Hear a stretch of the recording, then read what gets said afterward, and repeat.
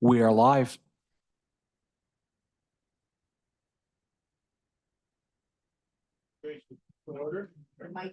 I'm getting ready to Susan. Microphone will help. Okay, the meeting of the Committee of Hall Planning Administration now called to order. I'd ask you to rise as you're able for the reading of the invocation.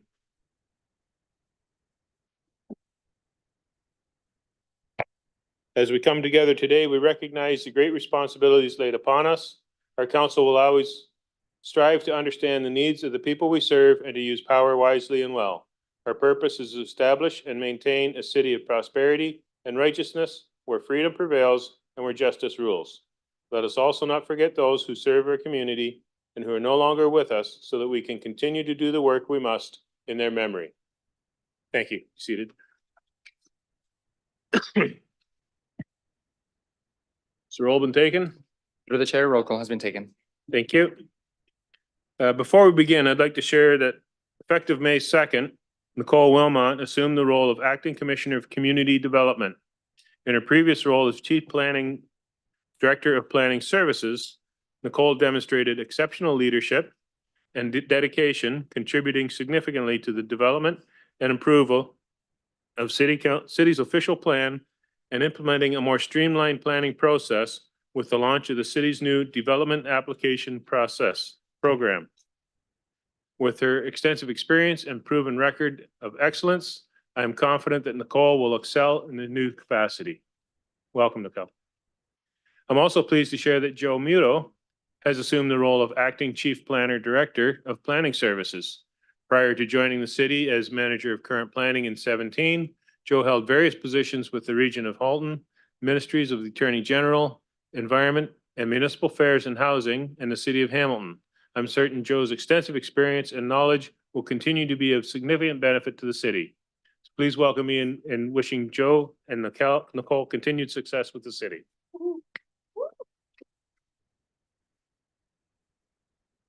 Okay, declarations of conflict of interest. Is there anybody who has a conflict of interest on tonight's agenda?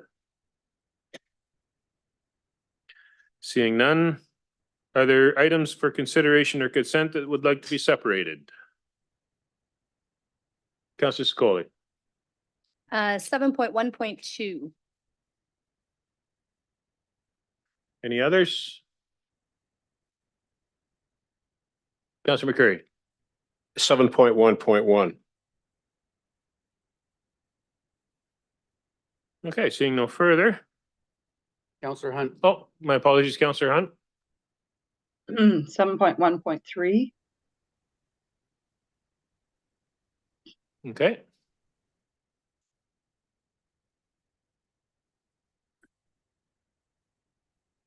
Councilor Scoli, I believe you have the motion to approve all items not separated in 7.1 and 7.2.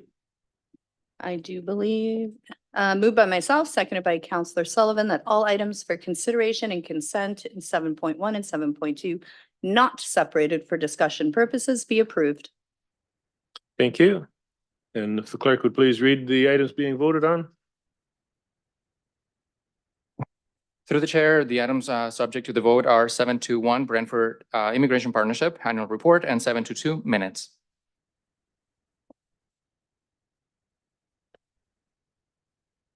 Call the vote.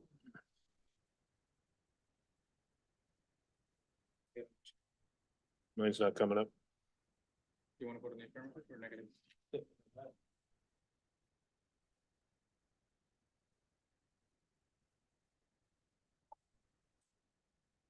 The motion to approve the items not separated for discussion carries on a recorded vote of 10-0. Those councilors voting in favor, Councilors Ventilbor, Samuel, Hunt, Carpenter, McCrory, Martin, Caputo, Sullivan, Secoli, and Mayor Davis. Okay, thank you. There are no statutory public hearings on tonight's meeting agenda. There are no registered delegations for tonight's meeting. There are no presentations on tonight's meeting. We will now consider items separated. Councilor Van Tilburg, could you please read the motion to place all separated items for consideration consent not previously voted on the floor?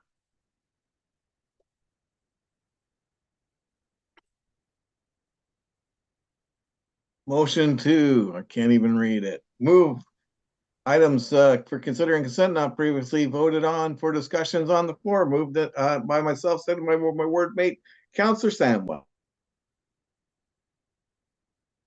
Thank you. So that brings us to the items separated. We'll go through them in order. Councillor McCurry, you have 7.1.1, Brownfield Sites Community. Chair, thank you very much, and my apologies for not wearing a tie tonight. It's hard to tie it with one hand, Mr. Chair. I want to draw your attention specifically to Section 11, the climate and environmental implications. And I must say that this portion of the report is something of a skinny chicken.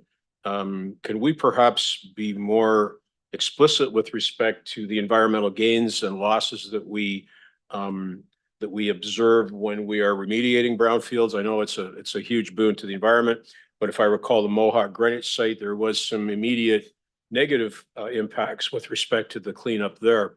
And I just wonder if, thank you, Tara. I wonder if perhaps we can give more emphasis to this and perhaps amend this for when it returns to council with a more complete reporting of what those climate and environmental implications are. Any other questions, comments on this item? Councilor Carpenter.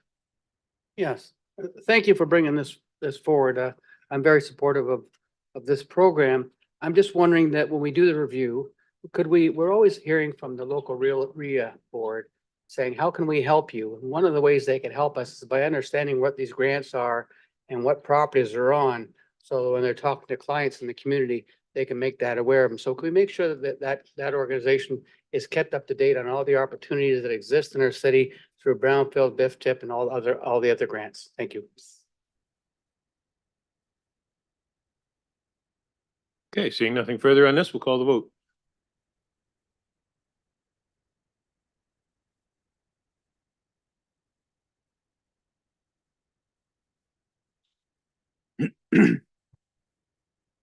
The vote on item 7.1.1 carries on a recorded vote of 10-0. Those councillors voting in favor, Councillors Ventelberg, Samuel, Hunt, Carpenter, McCurry, Martin, Caputo, Sullivan, Sicoli, and Mayor Davis. Thank you. I must apologize. I was remiss in not indicating that Councillor Sluff give his regrets for tonight's meeting. That's why he's not in attendance. So it brings us to 7.1.2, the next generation 911 compliant data recorder. Councillor Sicoli, this was your separation. I see Chief Binkley making his way up. So this report allows for the Brantford Fire Department to purchase some new technology platforms that has some really exciting, or that will have some really exciting capabilities. And I just thought for the sake of the viewership that they might be interested to know some of the technologies.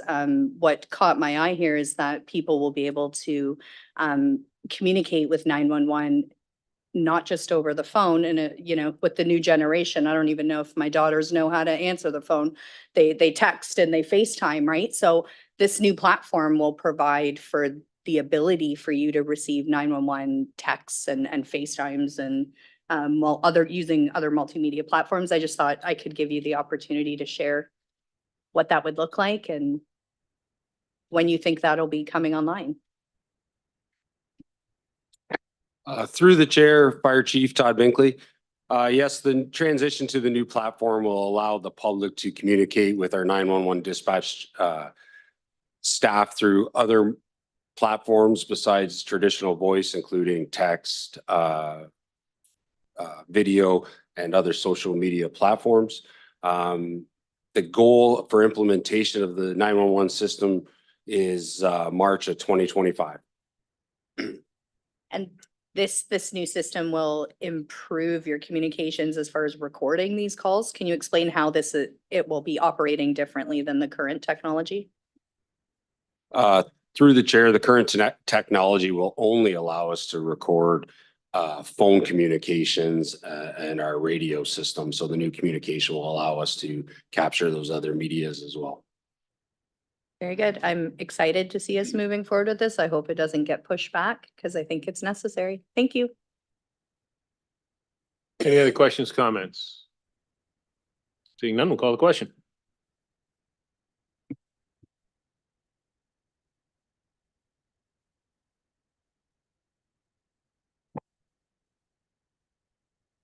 The recorded vote on item 712 carries on a recorded vote of 10-0. Those councillors voting in favor, councillors Ventilborg, Samuel, Hunt, Carpenter, McCreary, Martin, Caputo, Sullivan, Sicoli, and Mayor Davis. That brings us to 713. Councillor Hunt, you have the Brantford Accessibility Advisory Committee report. Yes, so first of all, two very minor edits. The first nominee, Sean, and his last name is Erb, E-R-B, not D. So that would be a minor edit. And the item C, that the awards be officially recognized at the city hosted. It's actually called the Accessibility Expo, to be held at the Wayne Gretzky Sports Center on Saturday, June 1st, 2024. So, as I said, two very minor edits to the item. I don't know if you need to take a vote on that or not. Well, I don't think we need to vote on those minor edits. They're minor enough that we accept those as corrections. Yeah, they're corrections. Thank you. And then I will speak to it. I just want to point out that these five very deserving nominees for the recognition of an accessibility award.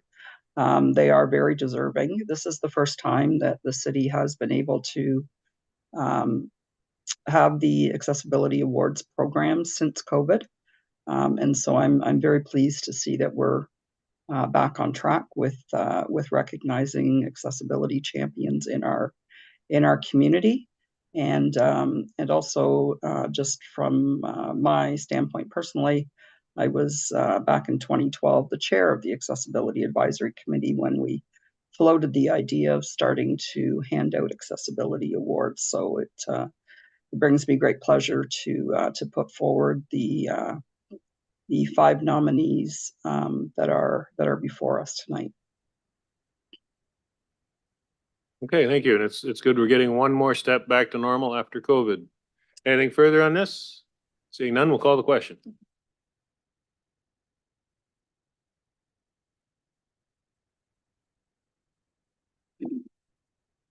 The vote on item 713 carries on a recorded vote of 10-0. Those councillors voting in favor, councillors Ventilborg, Samuel, Hunt, Carpenter, McCreary, Martin, Caputo, Sullivan, Sicoli, and Mayor Davis. Thank you. And with that, it brings us to resolutions. Mayor Davis, you have the first one. Please move your motion and state your seconder. Seconded by Councillor Caputo. Whereas the purpose of the wall of recognition is for City Council to recognize former members of City Council who demonstrated during the course of his or her career in City Council exemplary service and dedication to municipal issues at either the ward, city, provincial, federal level. And whereas William Muirhead was elected the first mayor of the then town of Brantford in 1847 and served for one term.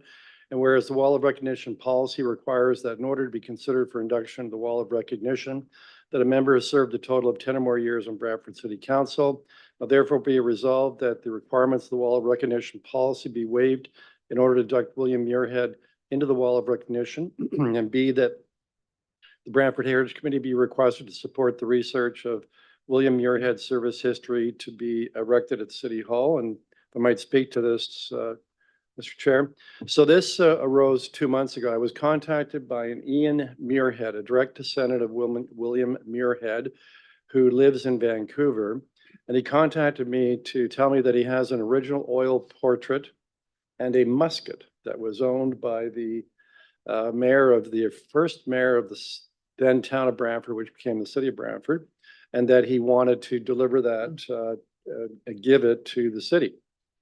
And actually he and his wife, and I think some of his siblings, are going to be in Brantford the last week of June. So I did a little bit of research and I found that kind of an interesting record.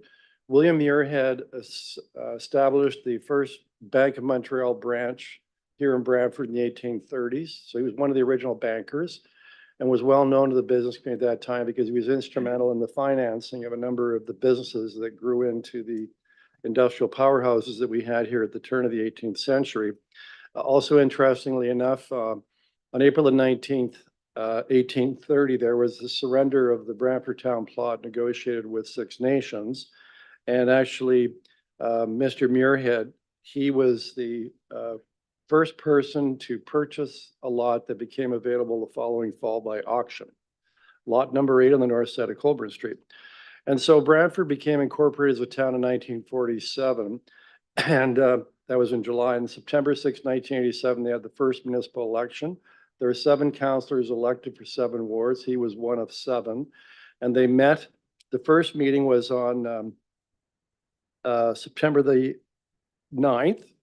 And at that time, Mr. Muirhead was elected by the councillors as the mayor. They didn't directly elect a mayor at that time. And then he was then responsible for Brantford's first town hall, which was at the corner of Market and Dalhousie Street, where we currently have the C. Johnson Laurier building. And then subsequently it moved over to Market Square. He didn't run for re-election in 1948, so he served for a year and a half, and he was succeeded by a Dr. Digby as mayor. So I'm asking, since we have the benefit of an original oil portrait of our first mayor that is being gifted to the city, kind of unique history in the sense that he's absolutely our very first mayor. And so I think in many respects, he qualifies for induction under the wall of recognition, except for the fact he didn't serve 10 years. And so I'm asking, given that he was the very first mayor, if you might make an exception, I think it'd be appropriate to have in our wall of recognition the very first mayor, especially when we have an original oil portrait that we can easily take a print off to be hung on the wall. And we'll also have somewhere in City Hall his original oil portrait. The musket that he had will probably go to the museum. So I'm asking if we can support this unanimously. If you agree, it's a good idea. Councilor Carpenter.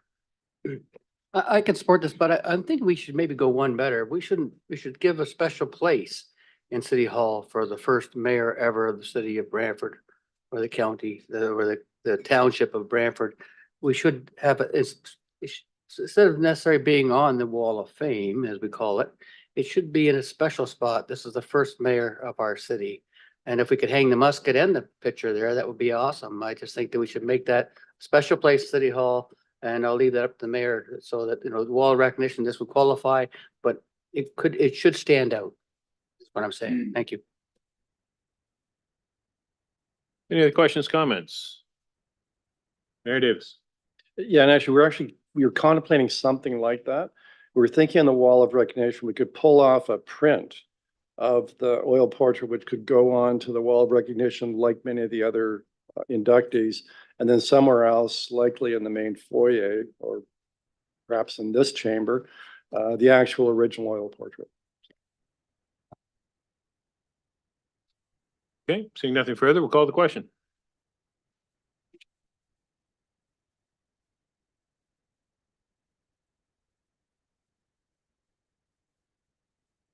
The vote on item 8.1 carries on a recorded vote of 10-0. Those councillors voting in favor, Councillors Ventelborg, Samuel, Hunt, Carpenter, McCurry, Martin, Caputo, Sullivan, Sicoli, and Mayor Davis.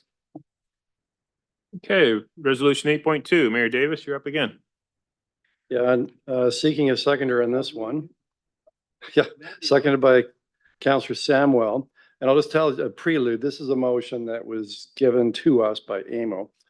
And it reads as follows: whereas the current provincial municipal fiscal arrangements are undermining Ontario's economic prosperity and quality of life, and whereas nearly a third of municipal spending in Ontario is for services in areas of provincial responsibility, and expenditures are outpacing provincial contributions by nearly $4 billion a year, and whereas municipal revenues such as property taxes do not grow with the economy or inflation, and whereas unprecedented population housing growth will require significant investments in municipal infrastructure, and whereas municipalities are being asked to take on complex health and social challenges like homelessness, supporting asylum seekers, and addressing the mental health and addictions crises, whereas inflation, rising interest rate, and provincial policy decisions are sharply constraining municipal fiscal capacity, and whereas property taxpayers, including people on fixed incomes and small businesses, can't afford to subsidize income redistribution programs for those most in need, and whereas the province can and should invest more in the prosperity of communities, and whereas municipalities and the provincial government have a strong history of collaboration, Now therefore be it resolved, A, that the city of Brantford requests the province of Ontario commit to undertaking with the Association of Municipalities of Ontario a comprehensive social and economic prosperity review to promote the stability and sustainability of municipal finances across Ontario. And B, that a copy of this motion be forwarded to the Premier of Ontario, the Minister of Municipal Affairs and Housing, the Minister of Finance, MPP Will Boma, and to the Association of Municipalities of Ontario. And to speaking to that, Mr. Chair, so this is given to us by AMO, but it doesn't in any way diminish the importance of the resolution. It was 25 years ago that the province and municipalities last considered who would do what and who would pay for what. And that would have been back in 1999. At that time, housing was downloaded to municipalities. We're also required to take on a significant portion of the paramedic cost and also continue to pay a portion of the cost of operating a public health unit. And I think we can all agree, looking back on that, I mean, those decisions were pretty smart by the provincial government at the time because they've downloaded onto us expenditures that are really having to do with the healthcare system and should not be borne on the municipal property tax system. Bottom line is this: it's time for the province to enter into discussions with Ontario municipalities as represented through the AMO as to a further realignment of these responsibilities so that we, each level of government is responsible for those areas of jurisdiction that are most appropriate and also most appropriate given our ability to pay. And hoping this will have unanimous support. It's kind of like a mum and apple pie resolution, but AMO is looking for a number of municipalities to pass this so that they have adds to their credibility and negotiating position with the province. Councillor Carpenter. I do support this. You know, when the mayor mentioned 1999, the last time the Who Does What panel, I remember that very clearly. That too was a conservative government, Mike Harris, the government that closed down Birch, the government that closed down St. Joseph's Hospital, and the government that downloaded responsibilities to the municipalities. And the last time provincial government was ever involved in affordable housing. Ontario was the only government in the country, the only provincial government in the country not involved in affordable housing. And then I hear on the news today that the children's welfare, they're putting children in hotels because they haven't got enough funding for children's welfare services that are underfunded. This government, it seems that this government is ideologically driven. And if it's social in nature, whether it be healthcare, hospitals, security, children's services, daycare, that just seems to take a back seat. So a redistrict, and then they take development charges and say, we're going to give them to our developer friends. I mean, there's got to be a point where the taxpayer says, you know, you have a responsibility for healthcare.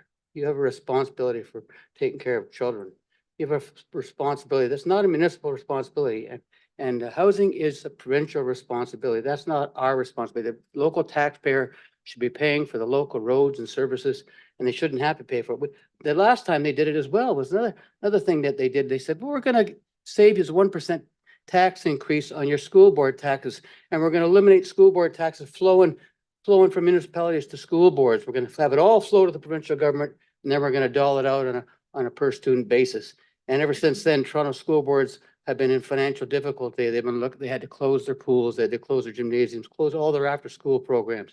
And then 10 years to the day, there was a guns and gangs problem. It's ideologically driven. So I think a complete review of who does what is long overdue, but with the voices of all involved. Thank you. Councillor McCurry. I must say, I'm shocked to learn that there are provinces, the province of Ontario has problems because I watch TV and I see the advert sponsored by the government of Ontario that tells me everything's great. We're building highways and traffic solving solutions, new subways, new GO trains. So this comes as a complete shock to me, and I'm very pleased that Mayor Davis has brought this forward for our edification tonight.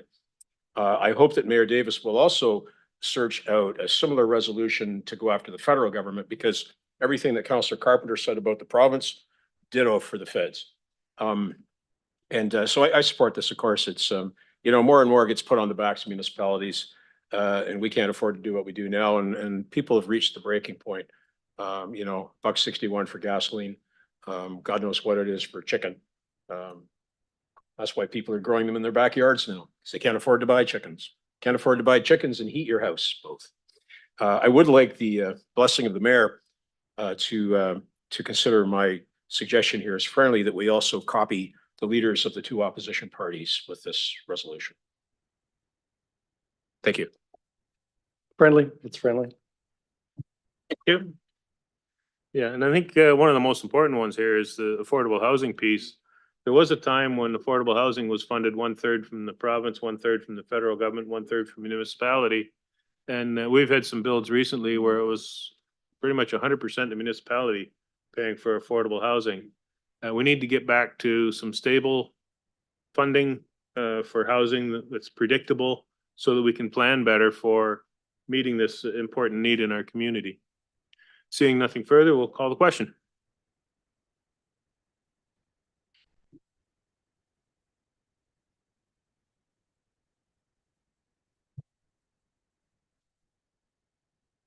The vote on item 8.2 carries on a recorded vote of 10-0. Those councillors voting in favor, Councillor Pentelborg, Samuel Hunt, Carpenter, McCurry, Martin, Caputo, Sullivan, Sikoli, and Mayor Davis.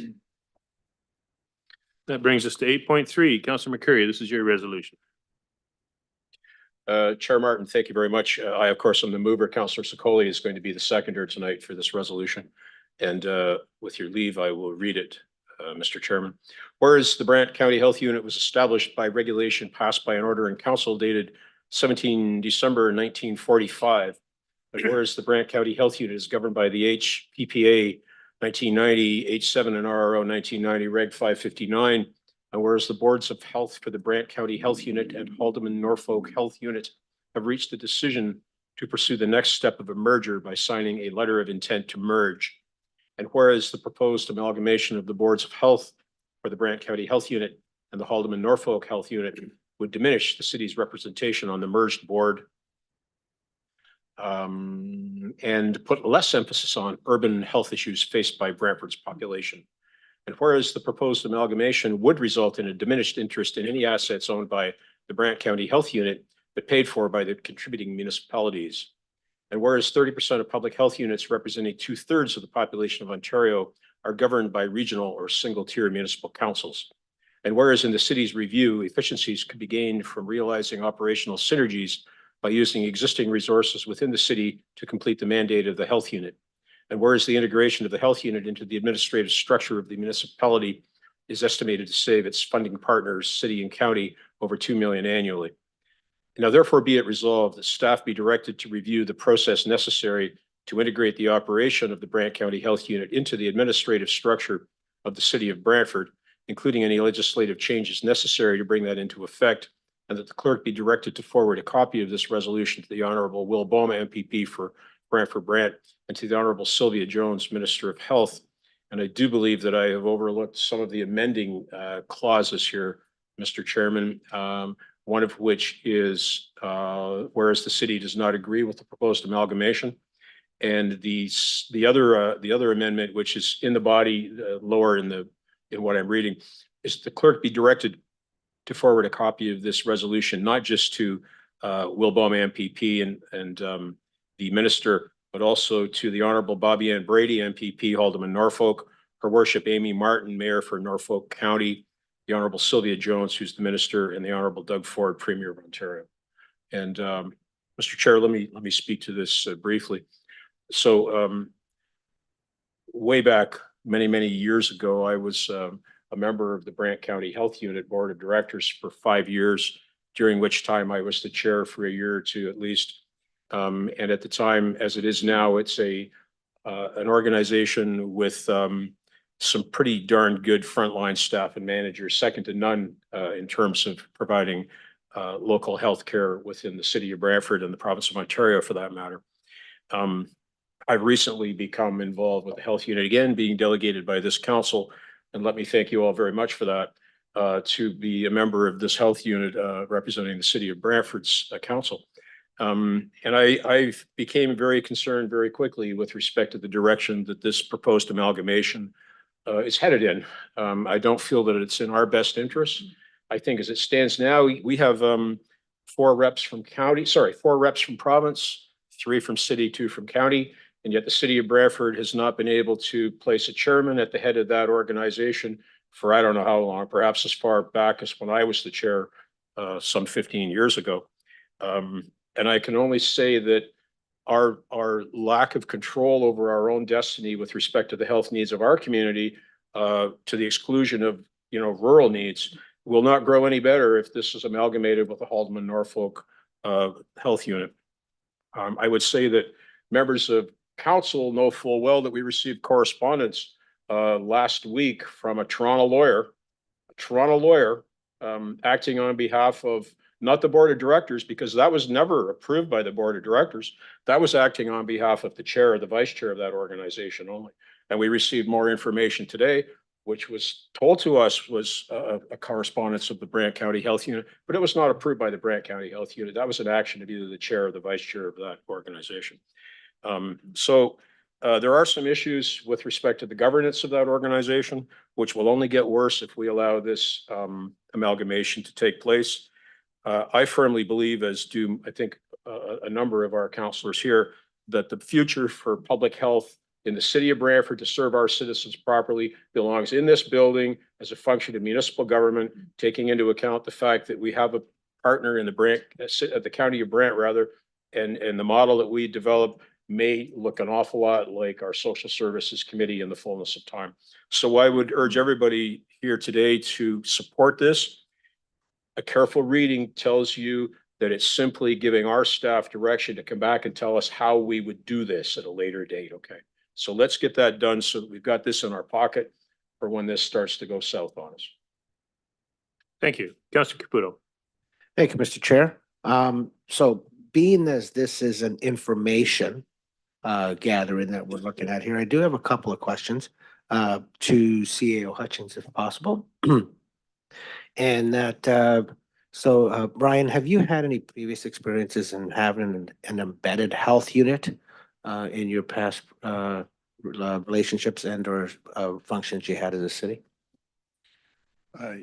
In my previous life with the previous municipality, the Niagara region, the health unit was embedded in the management structure of the Niagara region, and it's done in all the regions across, all 6 of the regions across the province, and in single tiers as well. It is in a single tier environment like the city of Hamilton, city of Toronto, and city of Ottawa as well. The others, there's the other one, which Haldeman Norfolk. It has representation within the management structure as well, and also has oversight over Haldeman as well. So it has inside the management, but also over that territory. So the short answer is yes. My previous 12 years at the Niagara region, our medical officer health sat at our senior table and reported to council through the Public Health and Social Services Committee. How many clerks or how many people do you anticipate needing, or at least a roundabout figure? And in order for us to do this, and at the same time, was it a very well functioning health unit?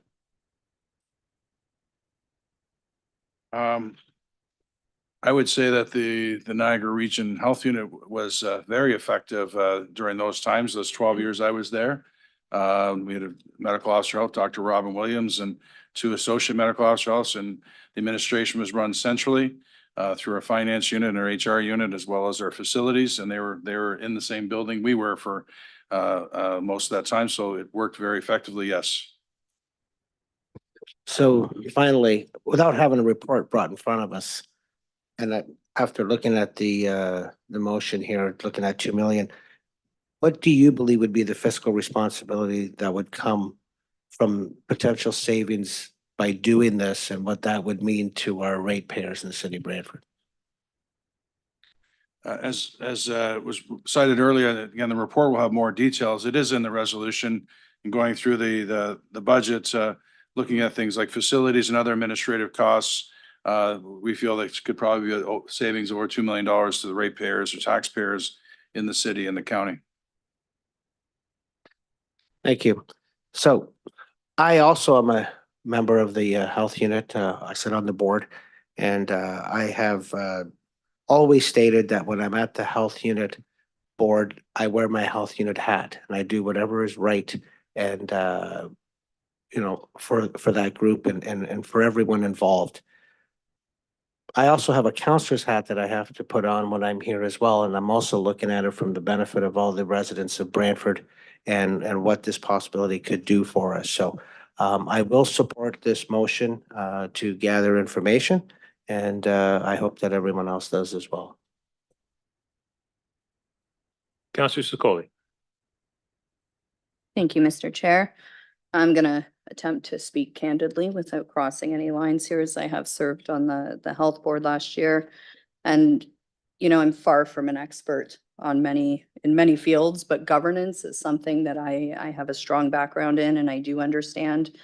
And from what I've observed of my time there, I don't think that the governance model being used here at Public Health at that board is a model that I can get behind.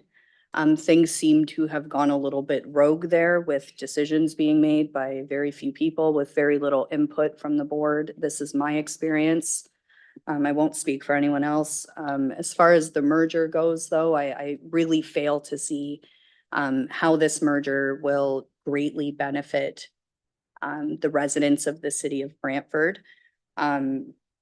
You know, but I do think on that note that we're at this very pivotal point where we have an obligation to do due diligence, and it would be wise for us to explore what this would look like, what the pros and cons would be to possibly embedding the health unit into the city of Brantford, as many other municipalities have, so that we can ensure, you know, proper things like proper governance and transparency and I think we owe it to the residents of Brantford to see what that looks like and what the possibilities are there. So I will be supporting this tonight. And I really look forward to seeing what comes back to us. Councillor Samwell. Thank you. And through you, Mr. Chair, I'm going to be supporting this tonight. I wanted to echo the fact that we certainly do have some excellent frontline staff at the Brant County Health Unit doing great work for Brantford and Brant County.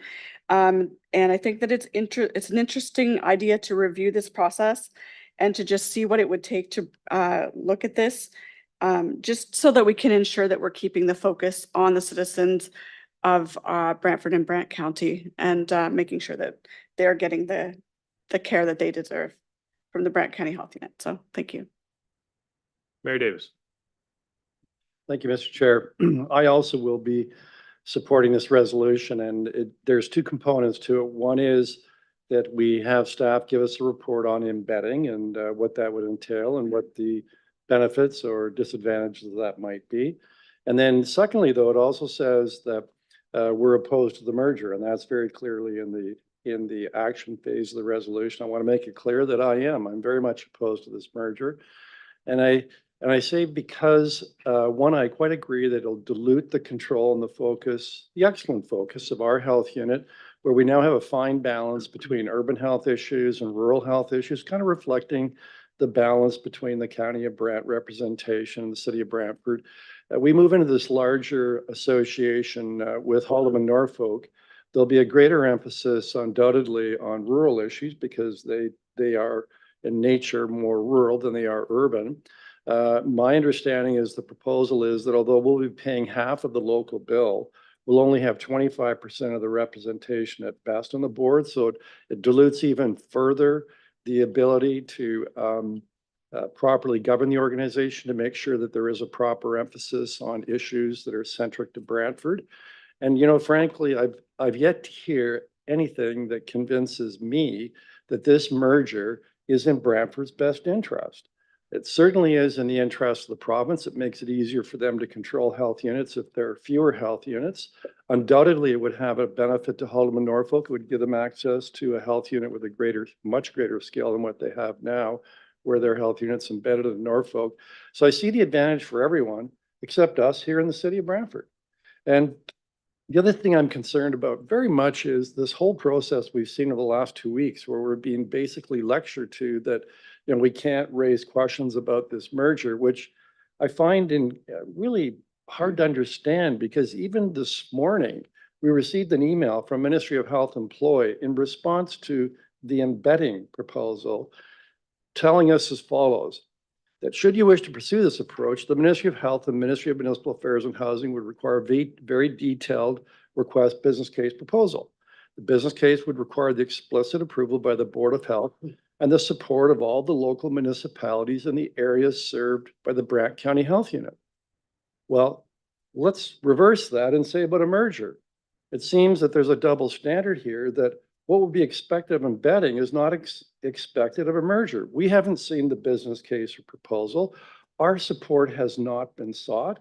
So I really frankly don't understand why embedding would require all these additional requirements, but somehow merger doesn't. But I'd say this, I could change my mind about a merger if someone would explain to us what the business case is to justify the merger on the basis of the interest of the city of Brantford. And we don't make our final decision until later this month at the council meeting. And, you know, I invite those who believe a merger is in our best interest. Again, I emphasize our best interest in Brantford, not Haldeman Norfolk, not the Ministry of Health.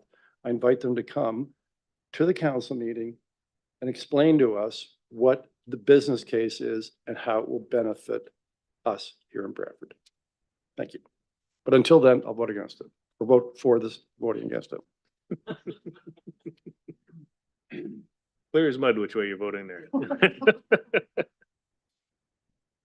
What I find interesting is years ago, we kind of started down the road of merging when we had a shared medical officer of health. And at that time, it was the province that insisted that each health board have their own medical officer of health. So they kind of forced us to separate again.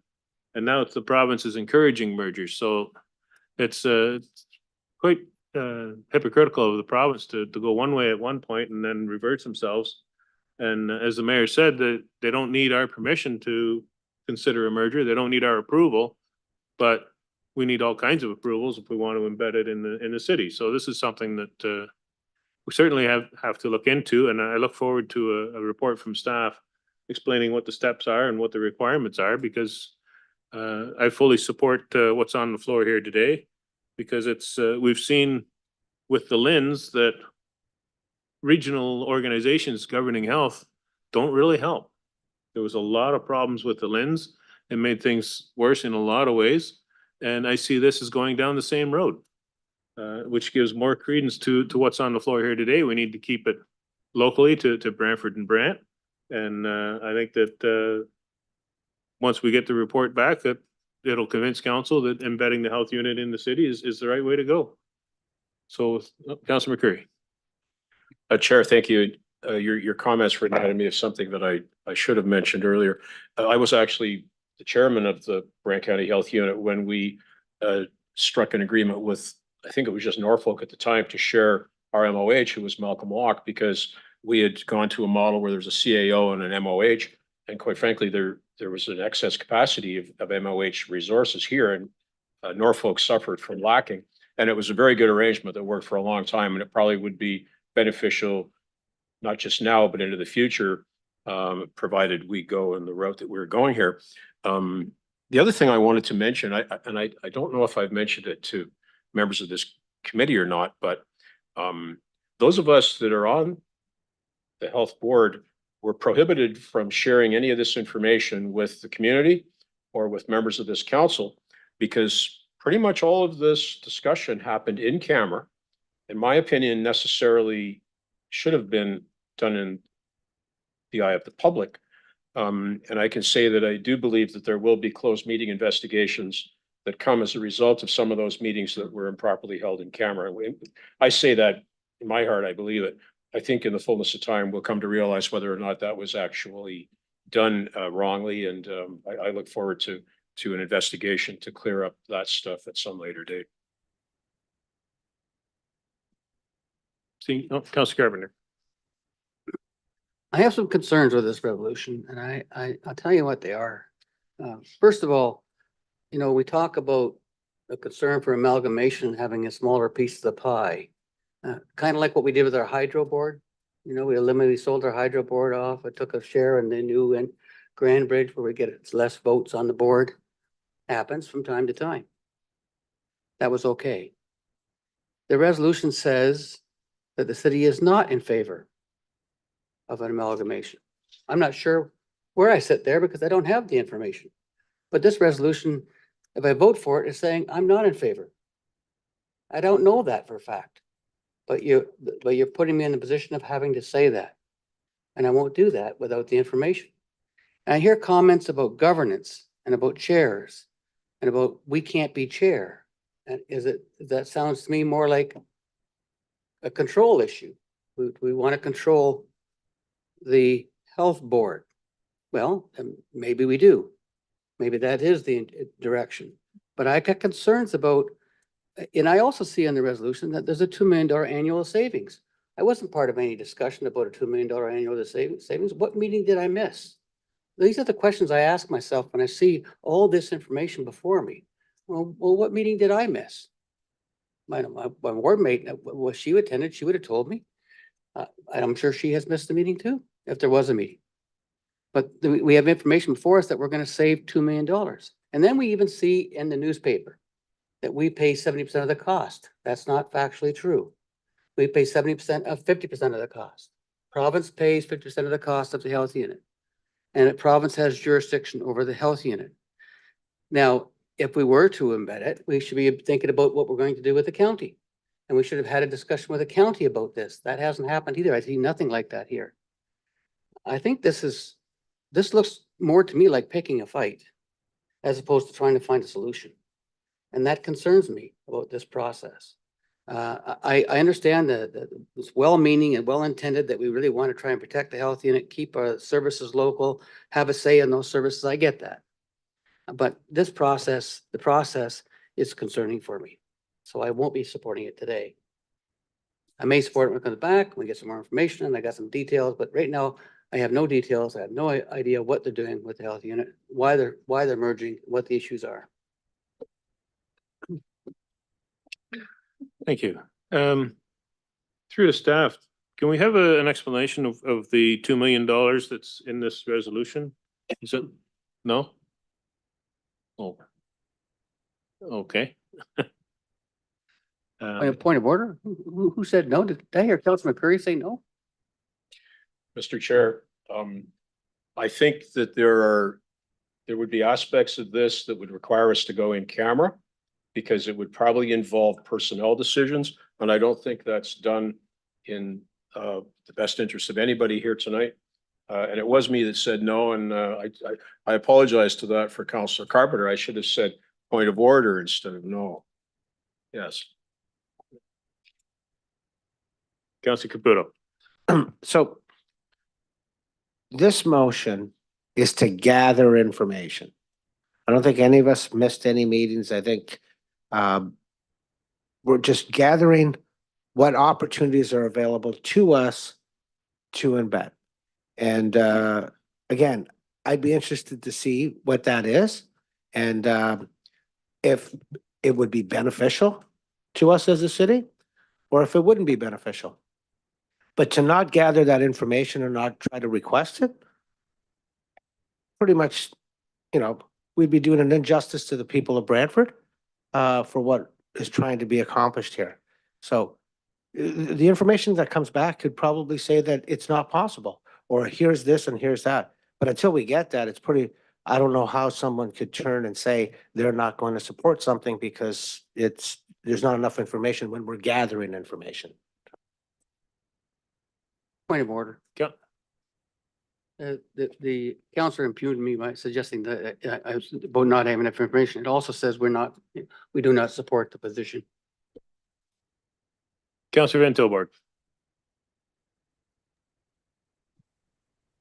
A lot of good points made in the debate here. And that's the problem, is that there's so much information that we don't have. I know when I sat on the board, I have information that I don't even know if I'm able to disclose at this point. But I myself personally was opposed to any mergers that were discussed during my term. I don't know how one could wordsmith this differently to make it more generic. But I do know that the A, B's, and C's I'm fully in support with. But the part where it says, whereas the city does not agree with proposed amalgamation, Well, I don't know. What I do know is we'll end up having a vote on that, and we'll certainly have an idea of the position of counselors. And most of this is because we as counselors, even though I've noticed that there's a significant amount that have sat on the board or have been part of the health unit, we do have some information, but we clearly don't have enough. And the truth is, we've not been given the information on where the savings is. We've not been given any, in fact, we've been given squat. And that's part of the problem. An amalgamation's coming. And the only thing that we know, if whether or not there's a savings, the only thing we really know is we're going to be footing the bill for it, and we're going to be covering expanded territory. That's not very good for us to just to make a decision and go saying, yep, that sounds good to me, whatever the board did, to let them merge and let's go with it. So gathering this information is all in our best interest. I think if we can find better wording later, maybe at the next council meeting or whatever. I don't have it right now. I can't figure a way to change this to make it more palatable, but I will go with the intent of it. I think it's imperative that we have all that information. It's better for us, and you never know, we may change our mind, but right now I'm totally in support of what's been put before me.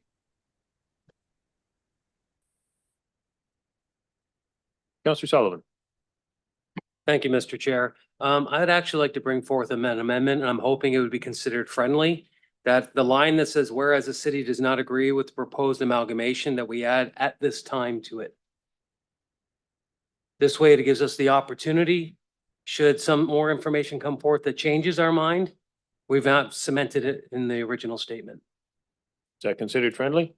Yes, that was implicit in the resolution. Sure.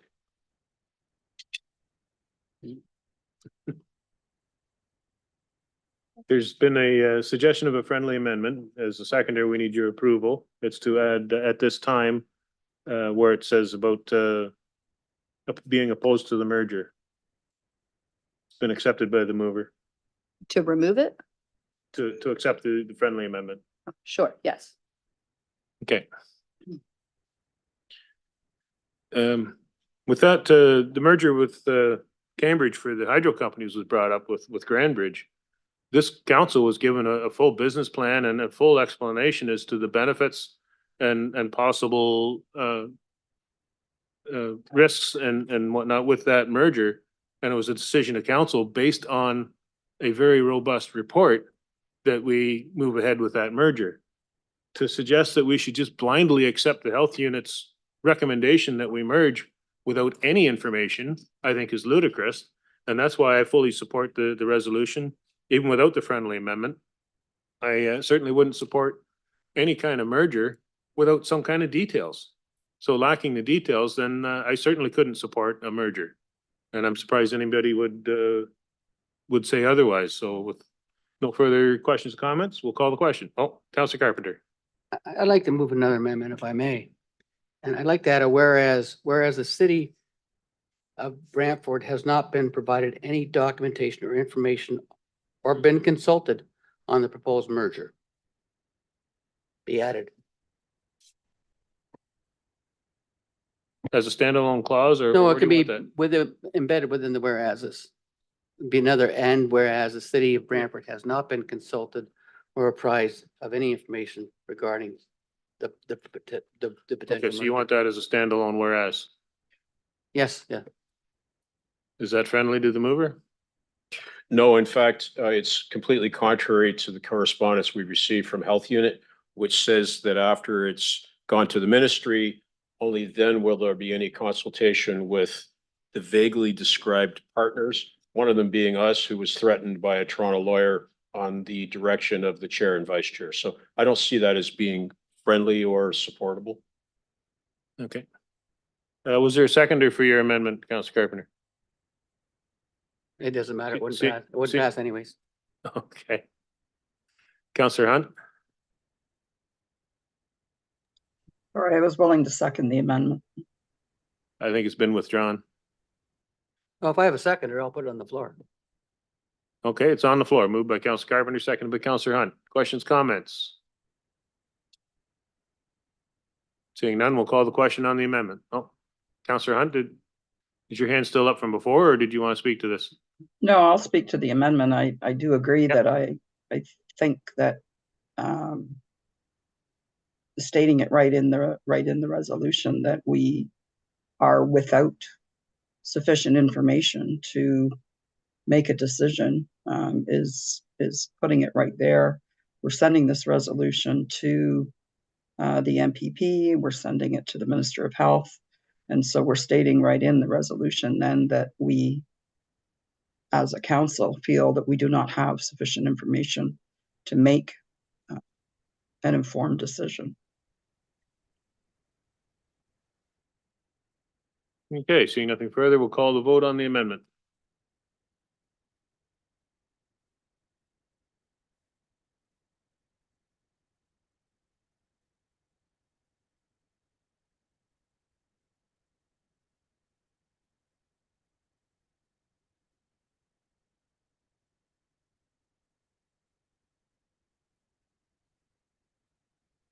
Okay, the amendment's lost on a 6-4 vote. Yes, those councillors voting in favor are councillors Ventelberg, Samuel, Hunt, Carpenter, and those councillors voting against, McCreary, Martin, Caputo, Sullivan, Segulli, and Mayor Davis. Okay, on the motion as not amended, anything further? We'll call the vote.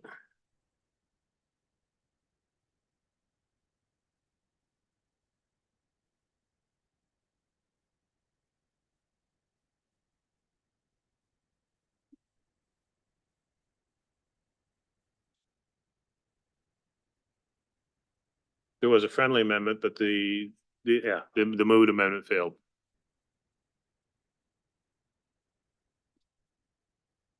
The motion on the resolution, the original resolution not as amended carries on a recorded vote of 9-1. Those councillors voting in favor, councillors Ventelberg, Samuel, Hunt, McCreary, Martin, Caputo, Sullivan, Segulli, Mayor Davis, and councillor Carpenter voting against. Brings us to resolution 8.4. Councilor McCreary, this one again is yours. Chair, thank you. I'm the mover. Councillor Segulli is the seconder. Resolution reads as follows. Whereas more than 20% of residents of the city of Brantford may have no access to a family physician, and whereas newcomers to Brantford in most cases must travel distances to return to their original communities for consultation with their family physician, and whereas residents without a family physician must in most cases seek care at Brantford General Hospital emergency room, resulting in increased workload for hospital staff and significant wait times for residents seeking care. And whereas at present the need exists for a further 14 to 16 full-time equivalent family physicians, and whereas it is estimated that a further 3 to 5 doctors will be retiring in the next 1 to 3 years, and whereas Brantford competes with every other community in Ontario to attract a too small cohort of trained family physicians, and whereas it is desirable to be able to offer significant professional and business advantages to attract new family physicians to Brantford, and whereas the provision of City of Brantford owned and operated turnkey space made available to new family physicians could represent a significant advantage to our efforts of family physician recruitment. Now therefore be it resolved, not resolves, that the CAO be directed to undertake the following actions and report back to City Council on or before 31 August of this year. Point A is to review the availability of city-owned space, including but not limited to 177 Colburn Street West, 58 Dalhousie Street, and 99 Wayne Gretzky Parkway, and other properties which may be acquired by the City of Brantford. And B, review costing and produce a preliminary budget for outfitting a family medicine clinic. And C, review costing and produce a preliminary budget for ongoing operating costs. And Councillor Segulli and I have had discussions, having both served on the Family Physician Recruitment Committee, regarding some actions that we should be taking to better secure access and securement of family physicians for Brantford residents. And in discussion with the with the physician recruitment folks, they indicated that it's something that we could do, that there'd be no prohibition or restriction from the province with respect to our creation of something in the way of a clinic, and that they also agreed that it would be providing a definite advantage to the City of Brantford in terms of being able to recruit doctors, with the City of Brantford having an advantageous position over other communities who are also looking to poach the same medical professionals that we are. And although we here in the council and we in the City of Brantford believe that Walter Gretzky was correct, that this is the best place on the planet, it may not look all that rosy to physicians who are looking at business type arrangements and being able to pay back the $1 million that they've spent on student loans as well as operating a business. So this will give us a leg up, I believe. And if we come to the conclusion that this is something that we can, should, and will do, I believe this will go a long way to eliminating the need for physicians. We can look at satisfaction of the needs over time that exist now and perhaps head off the needs in future as our doctors retire and move away. So I would hope that everybody would be willing to support this tonight. I can't think of a reason why we wouldn't. It's looking for information and looking for a positive way to go forward and do something positive for our community and the folks right now who suffer from the lack of first line medical care. Thank you. Any questions, Councilor Carpenter? Yes. I spoke with Councilman Curry before the meeting and told him I do like this idea. In fact, I sit on the Brantford Brant Norfolk Health Team. It's one of the things the province is actually doing right by creating a Brantford Brant Norfolk Health Team as opposed to the Hamilton Linz, where Hamilton being the large partner got most of the focus. And when I spoke to doctors there, they clearly don't want that practice where they're on, let's wait for their phone to ring 24 hours a day. They want to have a practice where they can do a normal work day and not be on call all the time. And that's why you're seeing family practices in groups and in clinics now happening. And it would go a long ways if the province of Ontario wasn't the lowest paid doctors in the country. If our province, the provincial government would actually respect doctors in the first place and give them the wages they deserve, that would be very helpful to start off with. But this looks like we're picking up on, again, on the province's responsibility. But we're going to have to do that. We're all competing for doctors. We're using taxpayers' money to compete for doctors because there's not enough of them being educated, because the province hasn't doing it. And not just them, previous provinces, all provincial governments in the past 30 years have been responsible for this. So doctors would go a long ways for this. I did have a counselor ask me about a person that owned a private business in town that wanted to know if we would pay the rent there to rent it out to doctors for to help pay their rent of their business. I'm hoping that we're looking at city facilities and we're not looking at enriching someone else. I think that would, and I see the councilor nod, and I'm sure that's what it is. And so I could support the concept we're talking about here. It still is the provincial government's responsibility to pay for these bills, and we need them to step up and understand how doctors want to work in the new age today, and start funding it in that shape, that format, and start recognizing. Stop, instead of freezing nurses' salaries at 1% and losing that in the courts, and not funding doctors at the lowest in the country. Let's just start showing respect for healthcare workers in the first place, and let's invite them into Ontario. Councilor Sicoli. Yes, thank you. I do have one question of staff, and I just want to ensure there's some proposed properties here. I'm going to assume that if we list these properties here, 177 Colburn, 58 Dalhousie, 99 Wayne Gretzky, that it's not going to prevent our staff from moving forward with leasing these properties in the meantime while we're reviewing it. I don't know who would answer. Good question. 177 Colburn Street West has been up for lease, and we have had some, we're in some good discussions with them, with the organization. So, and I instructed staff last week to keep proceeding until this was approved. And so that is one, but the other building we're talking about on Wayne Gretzky will not be up for lease at all. The council has approved the permission to sell it, but right now it's being used by the police. During the police, and council approved that as well for the police to use it. And it's this building that is listed as well. We have no intention of selling this building or leasing this building at this point in time. So it's just the 177 Colburn Street West is the one that's up for question, and we'll look at other properties as well. I would like to see us continue to try to fill that. I think the way it's worded, it says including but not limited to, but I would hate to see that just sit there vacant in the hope and a wish that maybe this clinic is going to go there. So in saying that, I think this resolution is terrific. I think it's a nice segue into reviewing perhaps integrating, physician recruitment into the city as well. And we're competing, we're competing with other municipalities. Brantford really has to get out there. We're selling ourselves, and we do that every day. we sell ourselves as a destination for arts and culture, for tourism, and it's no different when you're in the game of physician recruitment. So having a nice, shiny new clinic that we can present to physicians, family physicians specifically, is a huge selling feature to entice some family physicians into our community and into Brantford. So I think I support this wholeheartedly. I was pleased to second this, and I think this will probably segue into some much further deeper discussions down the road. Thank you. Councillor Van Tilburg. This one's very easy for me personally to support. Now, I don't have those discussions on the committees that are always seeking to seek out doctors to come to Brantford. And I don't know exactly what their needs are, what they're looking for. I don't even know if they're looking for this kind of a solution, but I like this kind of solution. And I think it provides some options. It's certainly something that could be very well attractive depending on the location. I just want to say that I concur with Councillor Carpenter that I would not like to see this done as in we're going to go and start funding some private sector rental places, and these are all city-owned properties.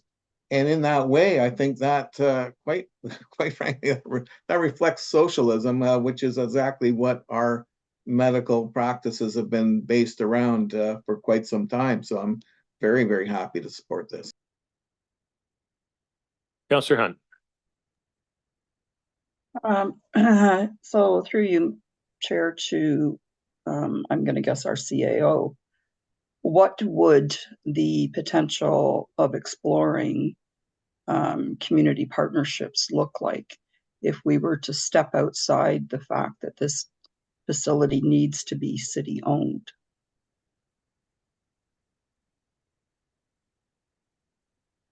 If we were to look at community partnerships, that would bring the scope of for-profit and not-for-profit. That would probably be a request for interest, an expression of interest to the public to see what else other facilities available, and getting those in and evaluating them, coming back and see what the cost would be of those, of leasing them or buying them or renting or whatever, what might have you. And then are they functional? First of all, are they functional to make into a physician's or family health team's practice? So it would broaden it out quite a bit and probably extend the scope. Right now, this scope is limited to our city properties. That would broaden it out and add some complexity to it as well. So in your opinion, would there be any detriment to seeking expressions of interest for such a facility within our city that we potentially do not own the space?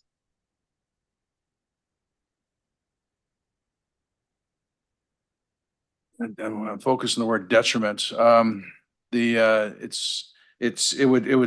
detriment would be it would make the process longer, and it also, not knowing how many physicians would be coming, it would be tough to narrow down the square footage, but it would broaden it out. So however you look at it, some people may say it's a detriment, some other people may say it's an advantage. So I'm gonna yeah. Okay. Thank you. I just feel that there is potential opportunities within the city that may not be city-owned space, and I would hate to see us not explore potential partnerships for such a facility, which is certainly very important to have. So I'm going to leave it at that for this particular meeting. Okay, before I go to second time speakers, I have some comments to make. I've been through the exercise of looking for a family doctor after my family doctor retired. We found one, and then 6 months later, she went back to the community where she was before here. So that when we were looking for a doctor again, and we only just recently were able to find one. So I know what it's like to go through this.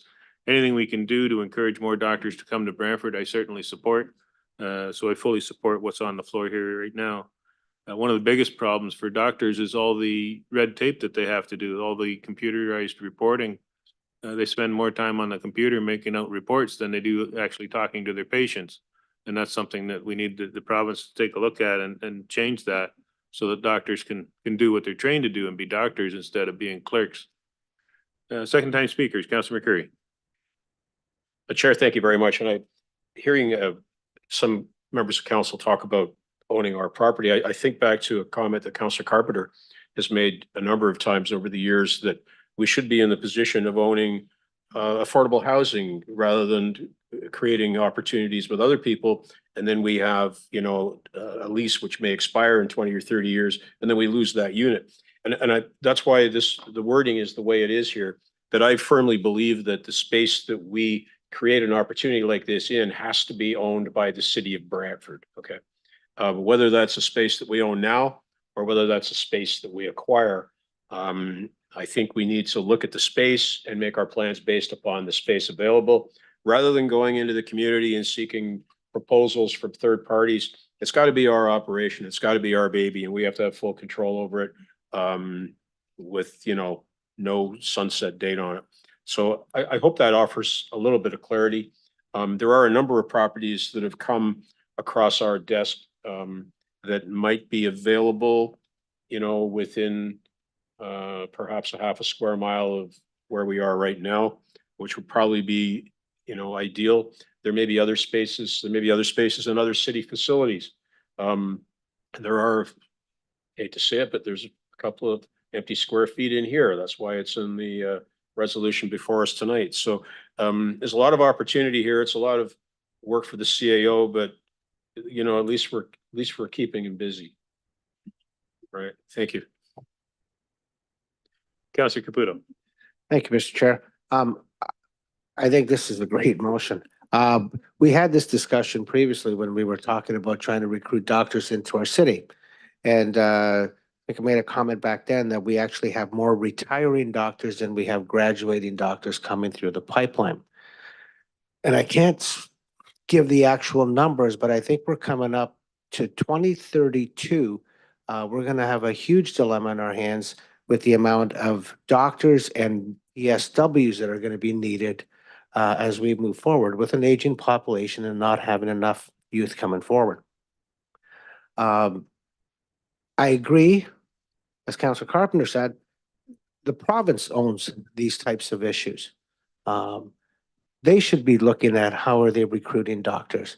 But as a city, we have an opportunity to take the ball and start being a leader in that, where other cities might not be doing that very same thing. As for properties, I think we can get creative. I think we have a few spots here and there that we haven't talked about yet, but certainly have an opportunity to get to. But certainly a city initiative certainly goes a long way for us trying to be able to come and help solve a problem that's going to be affecting a lot of Brantfordians as we move forward. So, thanks. Councilor Carpenter. Thank you. And I do support this resolution for all those reasons that let me tell you where this was done well. It's called the Cowan Community Hub. It's in Paris. And it was an opportunity to get funding from the provincial government for it. How we missed it, maybe we weren't aware of it, who knows? But I think that opportunity still exists for us to do the same. The Cowan Community Health Hub offers a range of community health care and services under one roof, including family physicians, healthcare practitioners, community support agencies, health supplies, and other healthcare and social services. And you can go there and get a doctor if you don't have one, by the way. You could go into the walk-in clinic and say, I don't have a doctor, and they'll find you one because they have extras there. So anybody that's listening, looking for a doctor, go there. They bring in the adult recreation therapy. They bring Alzheimer's side, lots of other different groups.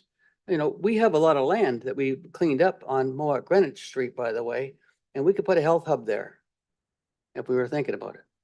If it's possible, I think it is possible. And there's an opportunity for us to work with the province.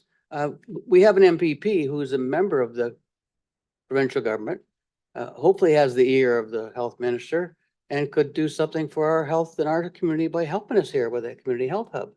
Maybe that's the way we go.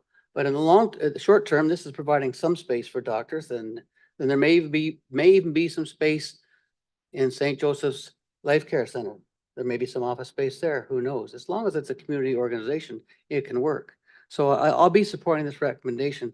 I think that what the county did with the health hub is something we missed, and we should be thinking about that long term. That is the long-term future, health hubs within the communities in different areas. Thank you. Seeing no further questions, comments, we'll call the vote.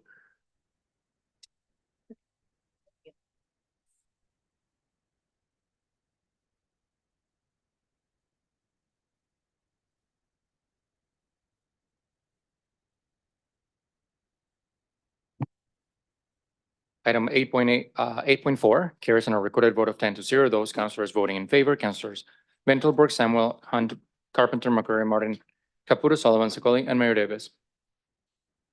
Okay, we have one notice of motion on tonight's agenda. Councillor Sullivan, if you could read the title of your notice of motion, please. Concerns regarding cell phone service in West Brant, and that will also broaden out to the rest of the city as well. Thank you. Please note that the notice of motion deadline for council agenda is Thursday, May 23rd at 9 a.m. And with that, we are adjourned.